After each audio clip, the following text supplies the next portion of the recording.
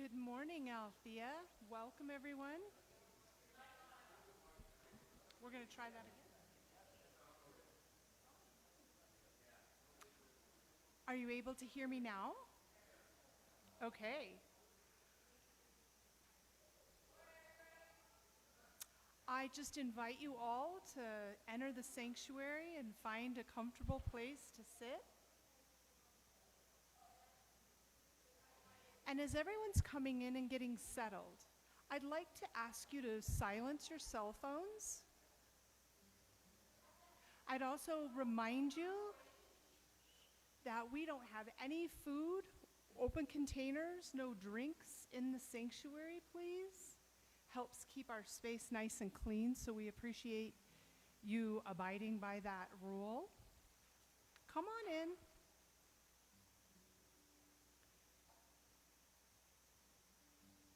My name is Kristen Engelke, and I will be doing your announcements today. So we'll start off with a reminder about prayer. As a community that is based in prayer, we strongly encourage you to utilize that resource each and every week. In the seat back pockets in front of you, you'll find a prayer request. You can write that out. You can hand it to our ushers. You can also place it in our offering basket at the end of the service. And those prayer requests are taken and distributed to our prayer partners. They will pray on those for an entire week. And prayer is such a powerful tool that we have to heal challenges in our life, to manifest the good, to heal our planet, our bodies, our communities. So I just wanted to remind everyone that we do that each and every week. And as you're doing your prayers each week, we would like to ask you to take Althea into your heart and imagine the expansion of our beautiful community. One of the ways that we are expanding our community is through membership.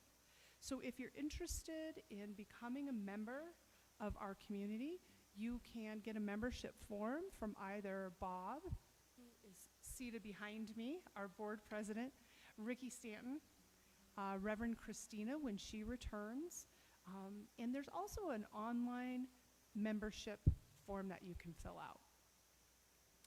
That is a very sustainable way for our community to grow and for you as individuals to anchor into how you want to show up at Althea, how you want to serve. So thank you for taking that into consideration.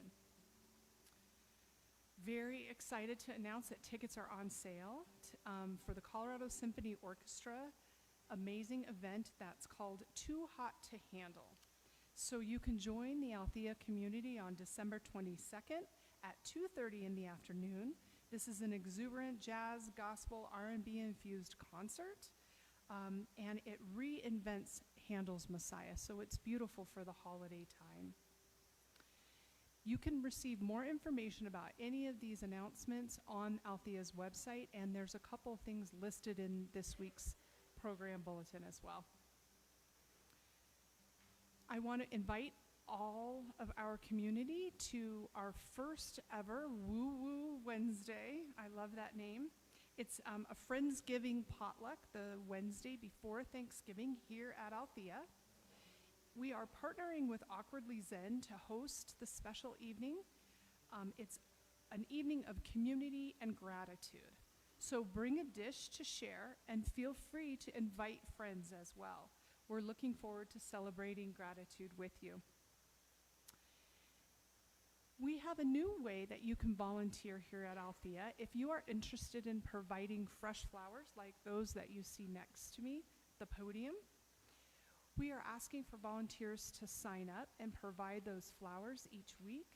You can reach out to me. My name is Kristen, and we will get you signed up to bring the flowers. With flowers, the way we're envisioning this is that you can donate flowers in honor of someone, in celebration of an anniversary or a memoriam that you would like to have recognized, and then we will list your name in the program and who it is that you're honoring or what event you're honoring as you donate flowers. So please see me either after service or you can reach me through the website as well. Okay, I think we're almost done with announcements, so bear with me. 2 more. We have a new workshop that we're going to be having here at Althea. It's on December 1st. It's 2 hours long, so it'll be from noon to 2 in the library, and it's called The Gift of Grief at the Holidays. The 2-hour workshop helps us explore complex emotions of the holiday season to bring joy, warmth, and sometimes grief. We all know that. We all feel that. But together we can discuss the grief process. We can participate in a guided exercise and find ways to celebrate the love and memories of those that we hold dear. The cost is just $20, and you can join us and hold this space of light for all of our loved ones during this holiday season. Again, that's on December 1st. And then finally, I am excited to announce that we are getting ready for our magical evening at our Winner's Gift Gala Banquet on Friday, December 6th. Join us for this unforgettable night of festival elegance, warm connection, and indulgent holiday feast. It's all set in a beautifully decorated space that is sure to lift your spirits. Tickets are going on sale this week, so be sure to grab yours, and you can save the date and plan to be part of this cherished annual celebration. This is a fundraiser for Althea, and it is also a way for us to honor the holiday and usher in the holiday season. So let's kick off this season together, and don't miss our exciting, enchanting evening. So that's it for our announcements. I get to do our affirmation of diversity. So we affirm that we are a community of diverse spiritual seekers and speakers. We are growing in diversity of race, gender, sexual orientation, age, ethnicity, backgrounds, physical abilities, and spiritual backgrounds. We are evolving in consciousness, moving beyond differences and dichotomies to embrace oneness, unity, and community. We are ever more aware of past and present biases and atrocities, and we are committed to being an open and safe place for all seekers to further their journey on their spiritual path toward awakening the spirit of oneness in us all. We would also like to recognize and acknowledge that Althea Center is located on traditional ancestral territory of the Navajo, the Ute, and Cheyenne people. We thank them for their stewardship of this land that we call sacred. So I would like to take a moment and invite anyone who is here for the first time to raise their hand. We have a flower for you. Anybody here for the first time? All right. And now I'm going to turn the mic over to Bob Bearcock, who's going to do our opening prayer.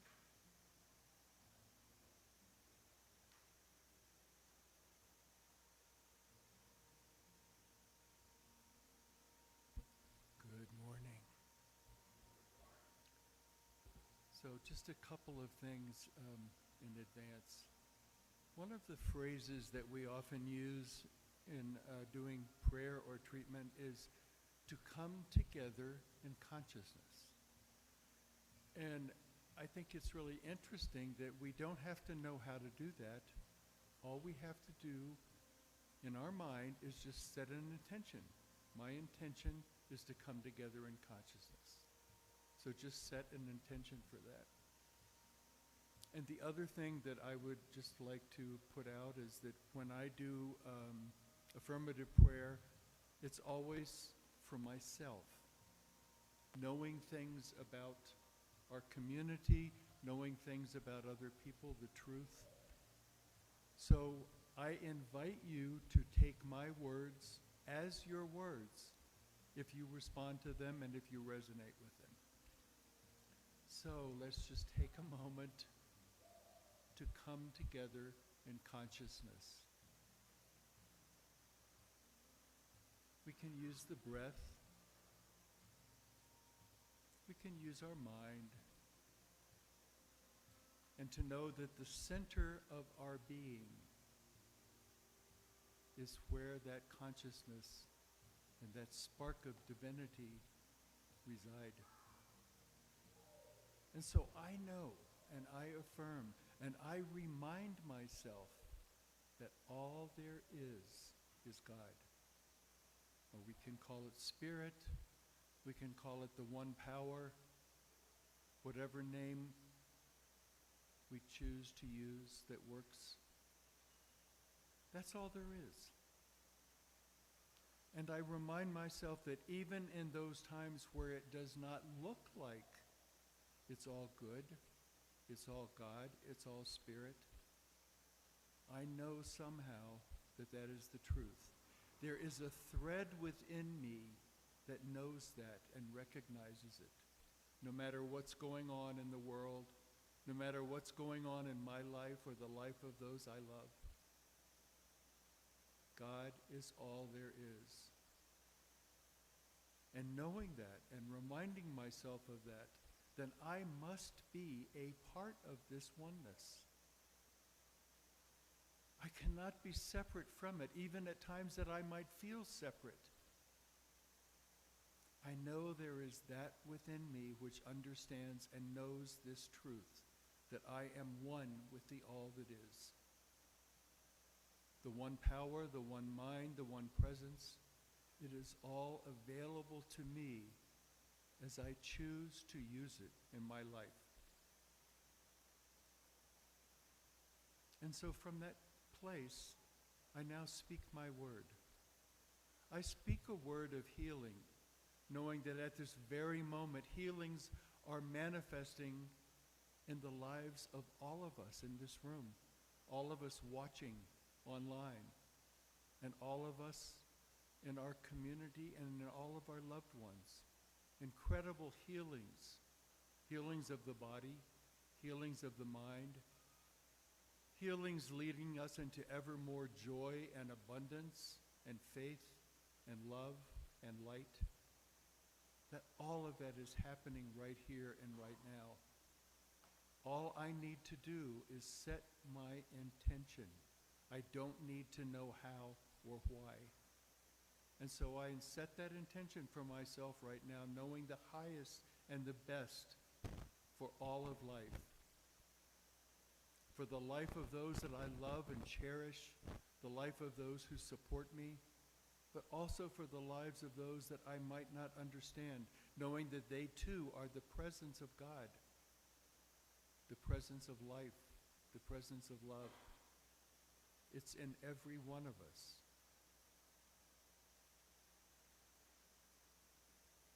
And so I feel this in my heart of hearts.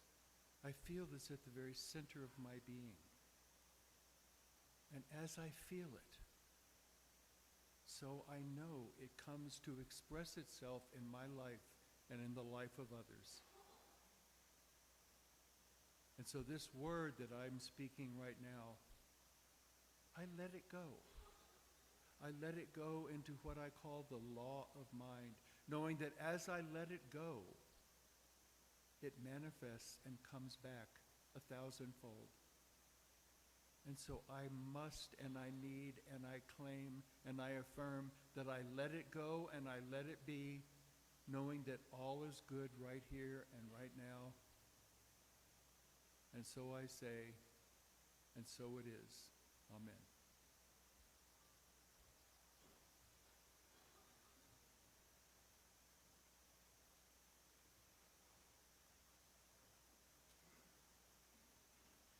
Good morning. Please stand as you're able and join me in our statement of being, followed by face of God. God is all, both invisible and visible. One presence, one mind, one power is all. This one that is all is perfect life, perfect love, and perfect substance. We are individualized expressions of God and are ever one with this perfect life, perfect love, and perfect substance. You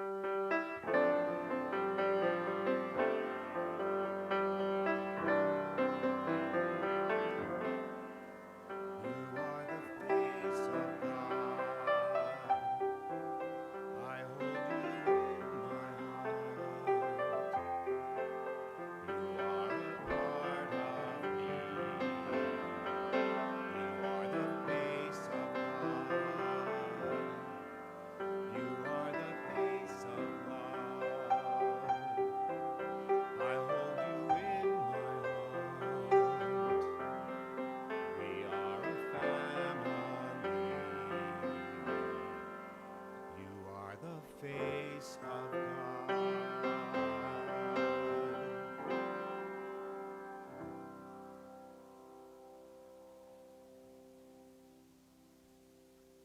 beautiful. Thank you, Daryl.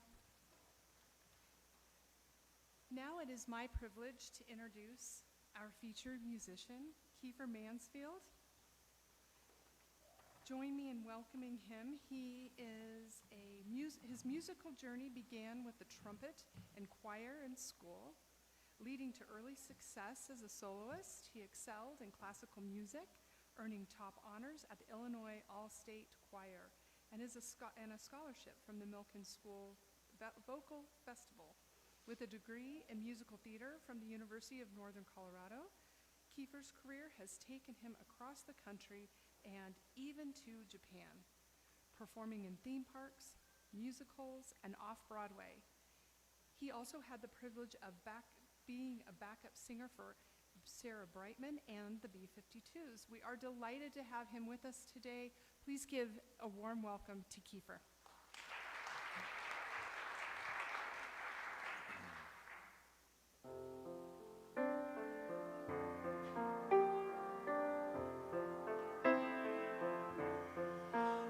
I see trees of green, red roses too. I see them bloom for me and you, and I think to myself, what a wonderful world.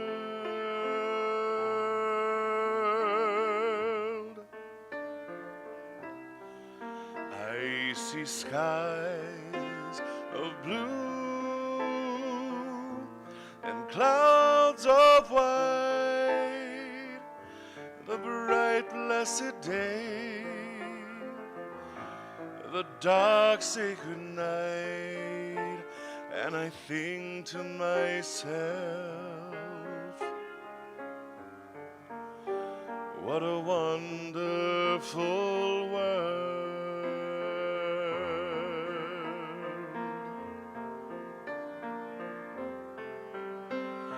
The colors of the rainbow, so pretty in the sky, are also on the faces of people going by. I see friends shaking hands, saying, how do you do? They're really saying, I love you. I hear babies cry, I watch them grow. They'll learn much more than I'll ever know, and I think to myself, what a wonderful world.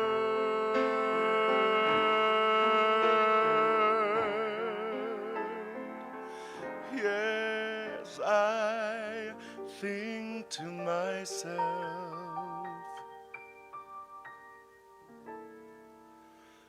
what a wonderful world.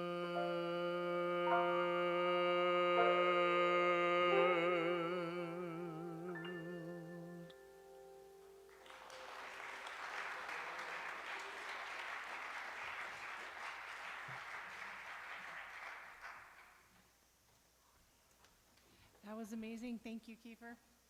And our reading today will be done by Kathy Kurtz.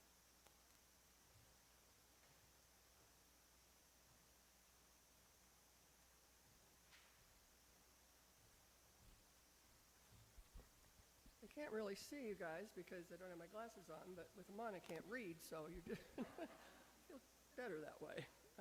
This is from Emmett Fox, from a little book called Make Your Life Worthwhile. Emmett Fox was an early 20th century divine science minister, and I learned from a friend yesterday that he was actually ordained right here in this church in 1931, and he preached a couple times here back in the day.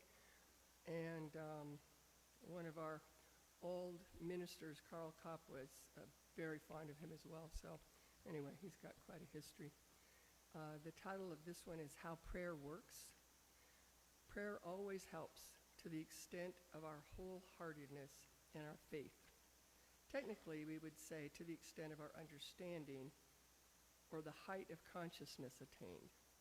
According to our faith, is it done to us, is the simplest and best way of stating it. How prayer works is another question, and a very interesting one to students of psychology and metaphysics. This is what actually happens. Your prayers work by changing the subconscious part of your mind. It wipes out fear and destroys the false ideas that have been causing the trouble. Every condition in your life is the outpicturing of a belief in the subconscious. Every ailment, every difficulty that you have is but the embodiment of a negative idea somewhere in your subconscious, which is actuated by a charge of fear. Prayer wipes out these negative thoughts, and then their embodiment must disappear too. The healing must come. Prayer then does not act directly on your body or on your circumstances. It changes your mentality, after which, of course, the outer picture must change too. Quote, "And be not conformed to this world, but be ye transformed by the renewing of your mind, that ye may prove what is that good and acceptable and perfect will of God." Romans 12:2.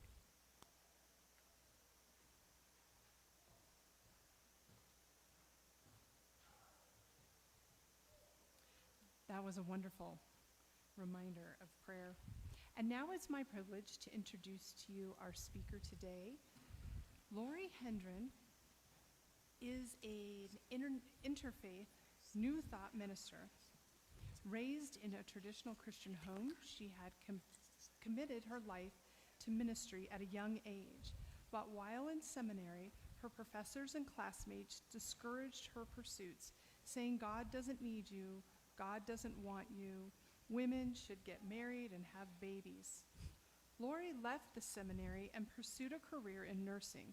After 10 years as a nurse, Lori found New Thought teachings. She became a religious science prayer practitioner in the same class as Reverend Christina Jones. Later, Lori completed a doctorate in spiritual studies, and Lori has been a registered nurse for 30 years. She's lived in 7 states, traveled 9 countries, has her master's in public health, her doctorate in spiritual studies, and is a minister of both religious science and interfaith. We are honored to have Lori here with us today to share her insights and her inspiration. Thank you. Thank you. Good morning, Althea. It is wonderful to be here with all of you today, those who are here in this room, and of course our online community. Thank you, Kiefer. Thank you so much for sharing your art, your gifts, your talents. I think that is my favorite part about coming to Althea. I've been here many times as a participant, and my favorite part, as I was sharing with Bob, is the music program here.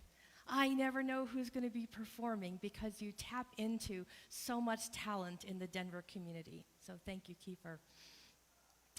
This is a privilege to be here and an honor. Christina is on her way back right now from Peru. She should be landing in Denver in a few hours, and I know she's looking forward to being with you all next Sunday.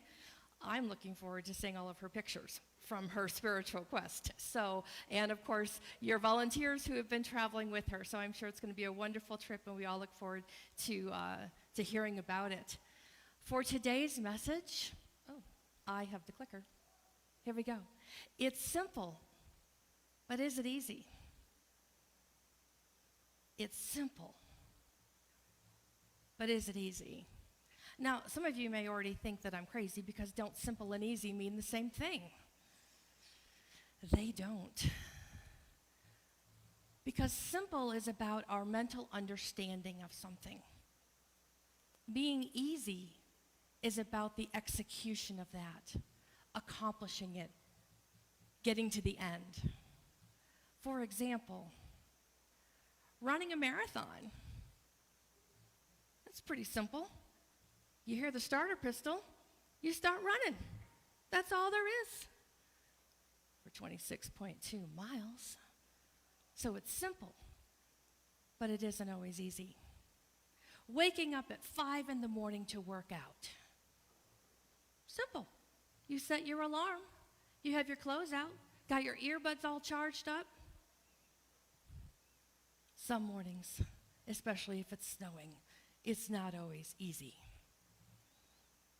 Being patient on I-25.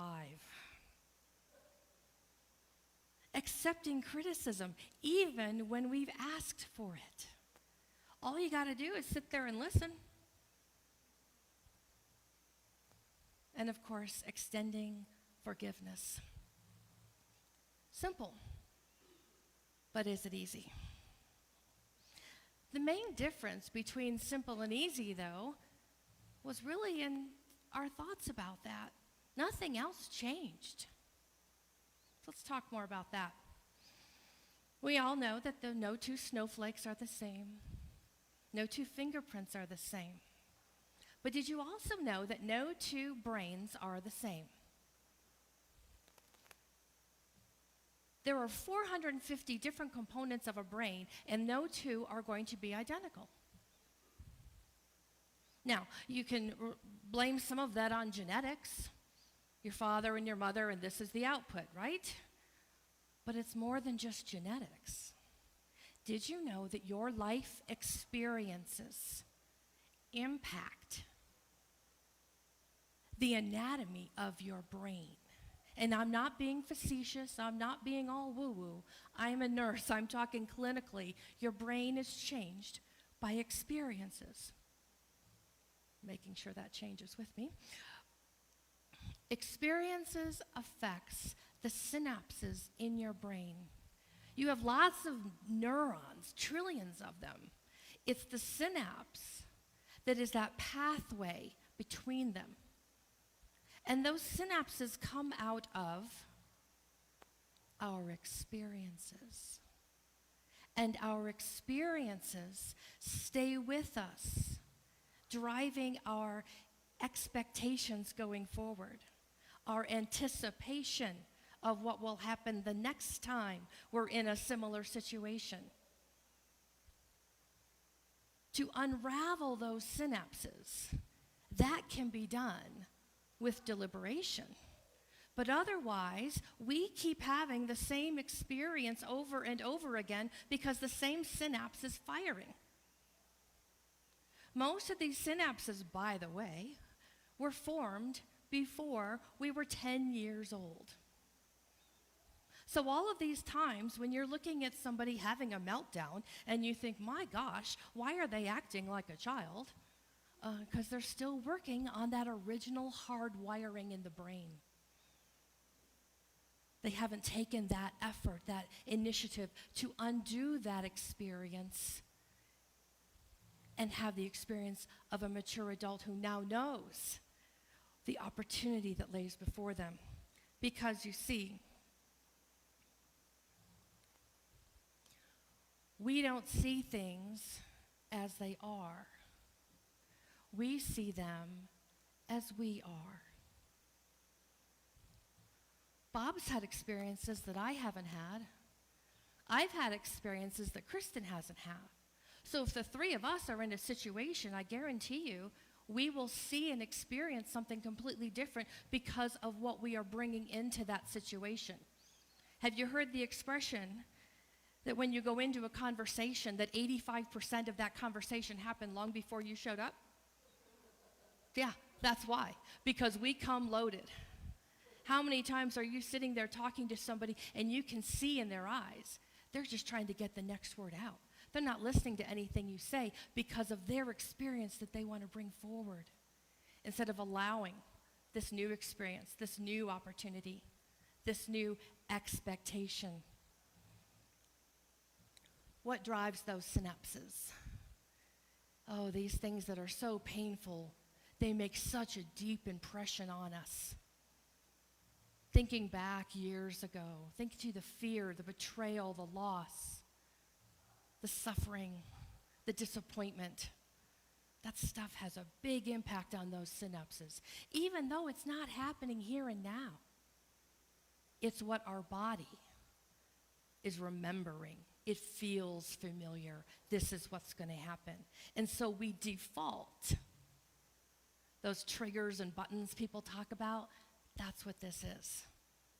Those things that are allowing it to drive your experience, my experience, our collective experience, because of what we are anticipating is going to happen. Instead of being present, this is why New Thought talks about being present all the time, so that we can be present and see what's really going to happen. There's a story in the New Testament where the great teacher, Jesus Christ, was in Jerusalem. And he went to a part of Jerusalem called Bethesda. Bethesda meaning the healing waters. Now, there were 5 pools there, and they were believed to have healing powers. And so the ill, the sick, the lame, the paralyzed, the disabled, the invalids would cluster around these 5 pools because it was believed that an angel would occasionally stir up the water and that the first person to get in that water would be healed. So they would wait, and at the stirring of the water, they would scramble to get in first. So Jesus was there, and he was speaking with a man who had been there for 38 years. He had 38 years of the same excuse. Everybody gets in the water before I do. I just can't get in there. They push me out of the way. 38 years. Now we laugh at him and say, my God, 38 years. But we're doing the same thing. 38 years of coming up with reasons why it isn't the way we want it. And so I can just see Jesus. Can't you just see it? And he just looked at him and said, pick up your mat and walk. And he did.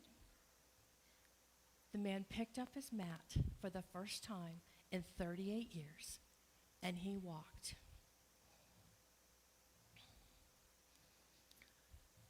Ernest Holmes says, when consciousness changes, experience automatically changes.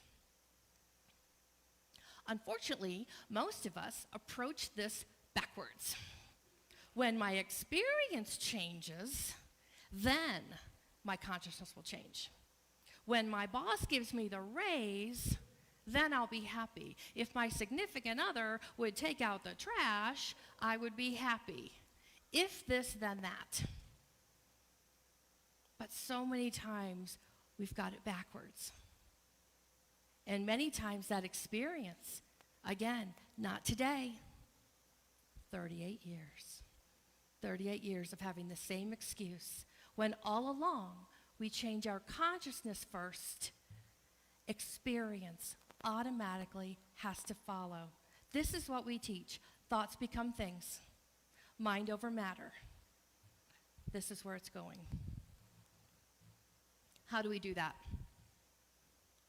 Some of us have hardwiring synapses. How are we going to change that? We may not even see it in ourselves. Now, now that I've said it out loud, some of you may see it this week and go, oh, that's what she was talking about. That's what she meant. That's okay. That's okay. It starts honestly with love, but it goes from there. We know these principles to do, but we apply them. We apply them deeply. We apply them wholeheartedly. Love, grace, peace, our meditation, our visioning, our prayer time. All of these things collectively allow us to have that new experience, that new expectation, that new anticipation, knowing God is here to bless us. Spirit is here to unfold abundance and prosperity for us. Ernest Holmes wrote, daily we must consciously reverse our position in the law. knowing that we are no longer subject to the race suggestion of lack, limitation, want, or fear. Now, I find great comfort in this. I've been reading this for weeks now, anticipating today, and I keep getting a new insight from it. For one thing, it says daily. In other words, we're not going to arrive and be done with it. We can expect this to be an ongoing daily practice. If anybody in here has ever run a marathon and they've gotten to that point of saying, I've run the marathon, and now they want to do another one, well, they don't stop training. It's probably easier for them. It probably is going to be a smoother path to that end line, but it's not going to be, oh, I've done it once, now I don't have to train anymore. It's a daily practice. I have a girlfriend who's actually run 4 marathons, and she says that at mile 16, she's learned from herself that's the hardest part. So she's learned by applying the principles, by applying the training, where her strengths and her weaknesses are, and what she needs to do to go forward. So it is daily. We don't arrive and stop. But the other word that I really like in this is he says we must consciously reverse our position. When I first started in New Thought, and they would say, well, get rid of your negativity and be positive. But I would try to get rid of the negativity, but I wouldn't understand what to put in place of it because I was left with this vacuum. But we reverse that. I've got the name up here, which you cannot see up there very well. Sorry about that. Dr. Marjorie Stahlm. Does anybody ever met Dr. Marjorie Stahlm? She was a wonderful. She's a wonderful New Thought minister in the Denver area. She made her transition a few years ago. Yeah, she's a wonderful woman. And I had the privilege of being in a class with her years ago. And she said, when that negative thought comes, you say stop, and you replace it there in that moment with the positive affirmation. You say stop. It gives it that deliberation because we can expect it, but we don't have to accept it. We can replace it. And so that's a practice that I've carried more than 15 years since I had that class with her.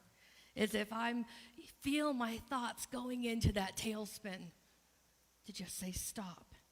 And I verbalize, often out loud, the affirmation that I want to replace that with. And lastly, anticipating our day in advance. That's what we're here talking about today. Anticipation, expectations. Anybody in here ever been up at 2 or 3 in the morning worried about what's coming the next day? I take that as a universal yes. Whether it's a meeting we have, doctor's appointment, a connection in another city and the weather's not looking good. All of these things that plague us and worry us. But you see, the law of the universe, this universal law that we speak of, doesn't know positive and negative. It just knows your thought. And so whatever you're putting into it, that's going to be the outpicturing. Thought becomes thing. So instead of having that negative thought, if we anticipate the positive, and for me, what works best is I write it out in my journal. This is how tomorrow's going to go. This is how that meeting's going to go. This is how I'm going to show up. This is going to be my thought, my belief, my practice, my expectation, my expression tomorrow. I set the anticipation in advance. And if something didn't go as I expected, because usually that's me, I can rewrite that evening. And the value of that, again, as we go back, is not having the response pathway being driven by a negative experience. By replacing that with a positive experience, that will be my trigger going forward. My trigger, my button can be affirmative It can be positive. Now, for those of you who are saying, well, this is just ludicrous. What is she talking about? Writing out my day in advance and rewriting it again? What does this mean? This is one of the fundamental principles that we see throughout many New Thought writers. Spirit goes before me and prepares the way wherever I go, making straight the way, making perfect the way, making immediate and instant and permanent and harmonious every situation. Spirit within me goes before me and prepares the way, making perfect, plain, straight, easy, and happy the pathway of my experience. And another quote from Ernest Holmes: love opens the way before me and makes it perfect, straight, and glad. This is what we teach. This is what we're expected to apply. Setting that expectation in advance. Law is going to do what law is going to do, but we provide the steering instructions. We say, this is where I want you to go, into the light. There may be fog, but we allow that sun to dissipate that fog, and we're going to see the light ahead. We're going to see our path as perfect, easy, and plain. In summary, we know to practice our New Thought tools: prayer, affirmation, journaling, visioning, compassion, forgiveness. We also know to stopping the negative thought and providing an affirmation in its place on that spot. Not leaving the vacuum for that negative thought to come back in, but changing that experience, modifying that pathway of response. And of course, visualizing only positive experiences, replacing those negative ones.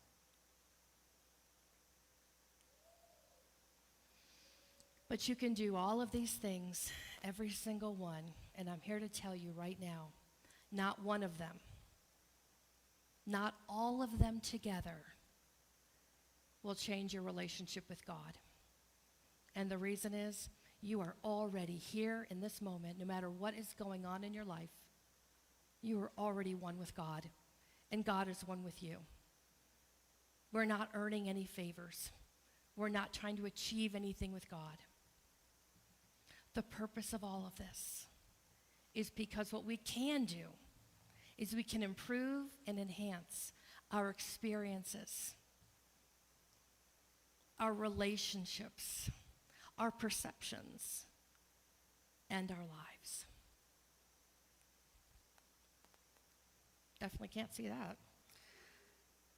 It is written by Alfred Tennyson that God is closer than breathing and nearer than hands and feet. Let us pray.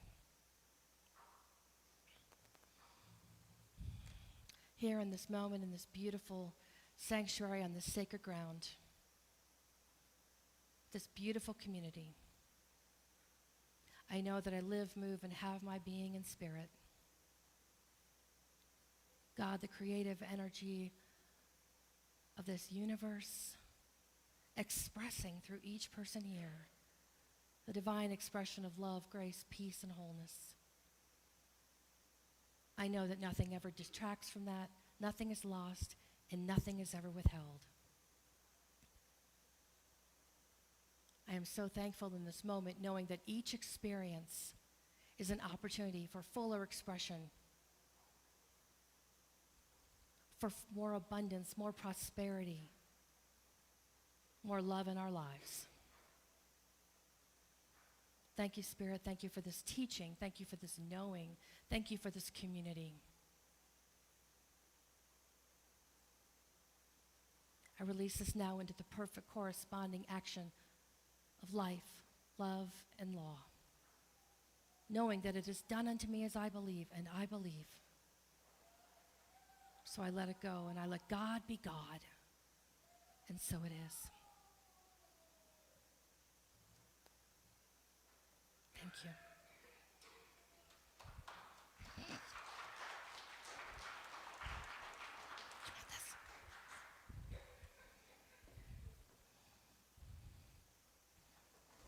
Thank you so much, Reverend Lori, for that beautiful reminder that thoughts are things. And now, Kiefer.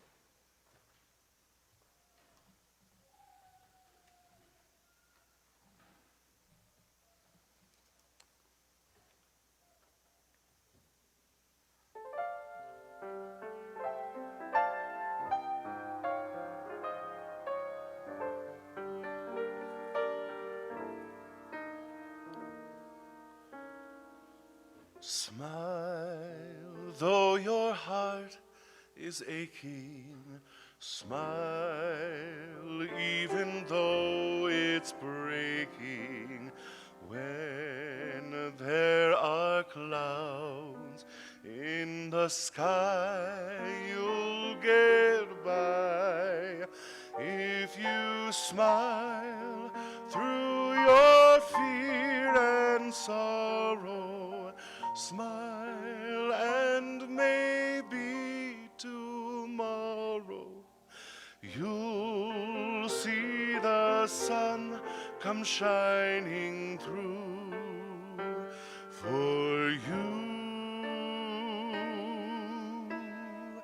Light up your face with gladness, hide every trace of sadness, although a tear may be ever so near.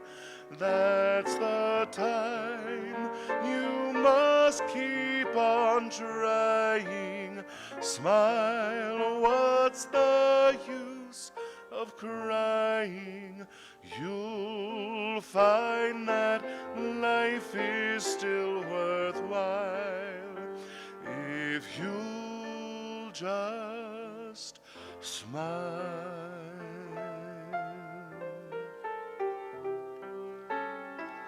Smile, though your heart is aching. Smile, even though it's breaking. When there are clouds in the sky, you'll get by. If you smile, though your fear and sorrow, smile, and maybe tomorrow you'll see the sun come shining through for you. Light up your face with gladness, hide every trace of sadness, although a tear may be ever so near. That's the time you must keep on trying. Smile, what's the use of crying?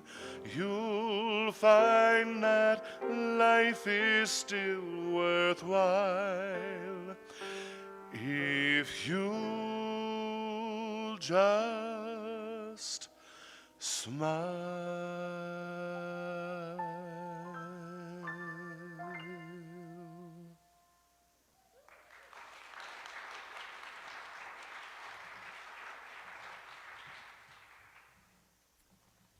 Phenomenal.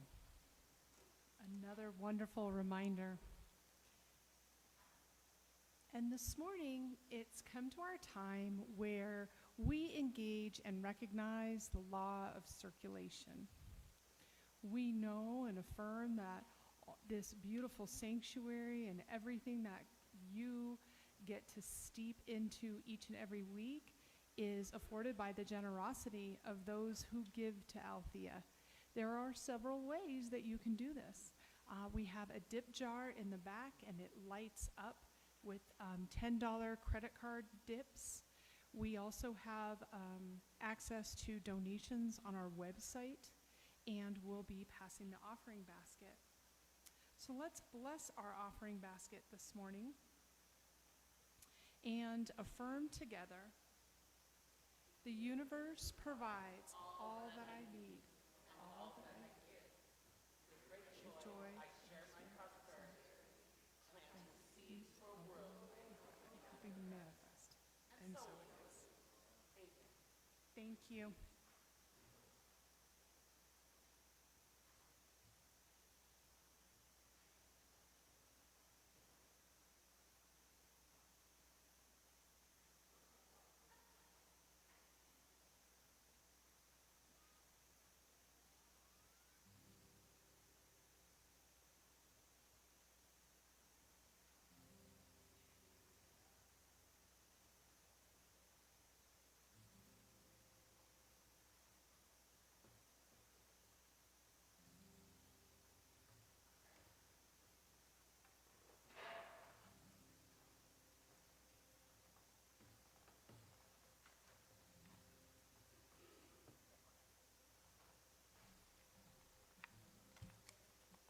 If everyone would please stand and join us for the community song. We'll be doing What a Wonderful World again.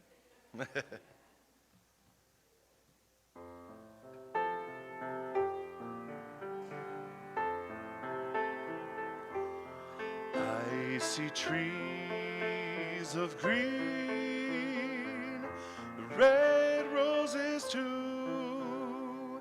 I see them bloom for me and you, and I think to myself, what a wonderful world.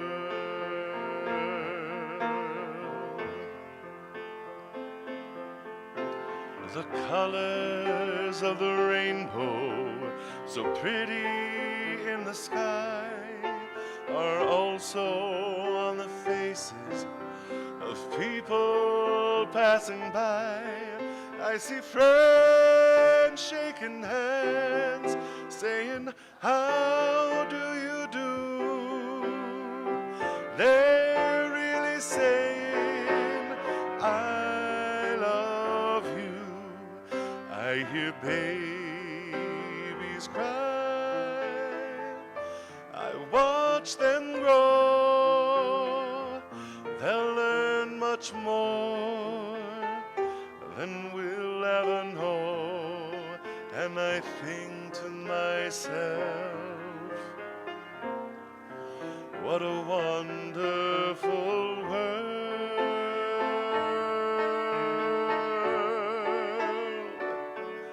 Yes, I think to myself, what a wonderful world.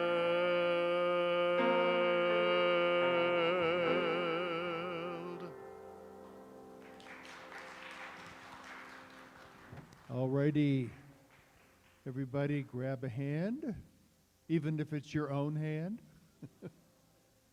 and get ready to raise the roof. Something wonderful is happening to me right now. It is that thing called life. I am changing my consciousness to change my experiences. I feel it. I know it. And I am it. And so it is.